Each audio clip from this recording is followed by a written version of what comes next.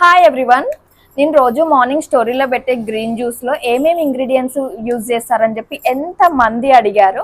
So మీకోసమే చెప్తున్నా ఇప్పుడు. ఎర్లీ మార్నింగ్ లేచిన తర్వాత ఈ జ్యూస్ తాగితే చాలా హెల్త్ బెనిఫిట్స్ ఉన్నాయి. సో ఫస్ట్ రెసిపీ చెప్తాను మీకు. ఒక మిక్సీ జార్ తీసుకొని అందులో 1 ఆమ్లా సీడ్ తీసేసి వేసేయండి. తర్వాత కొంచెం పాలకూర, కొంచెం అంటే ఇంత వేసేయండి. సేమ్ క్వాంటిటీలో కొత్తిమీర అండ్ పుదీనా అండ్ కర్రీ లీవ్స్, కొంచెం రాక్ సాల్ట్ టేస్ట్ కోసము ఇది వేసేయండి. మీకు ఎప్పుడైనా ఆమ్లా అవైలబుల్గా లేనప్పుడు లెమన్ వేసుకోండి. మనకు ఆమ్లా ఎప్పుడు అవైలబుల్గా ఉండవు కదా. సో వాటర్ మాత్రం అసలు యూజ్ చేయాల్సిన అవసరం లేదు. అండ్ ఒక హ్యాండ్ఫుల్ కుకుంబర్ వేసేయండి. వేసిన తర్వాత దీని వాటర్ యూజ్ చేయకుండా మిక్సీ పట్టేసుకొని వడగట్టుకొని తాగండి. మీరు వడగట్టకుండా కూడా తాగొచ్చు ఇది, కానీ తాగలేను అనుకుంటే వడగట్టుకొని తాగేసేయండి.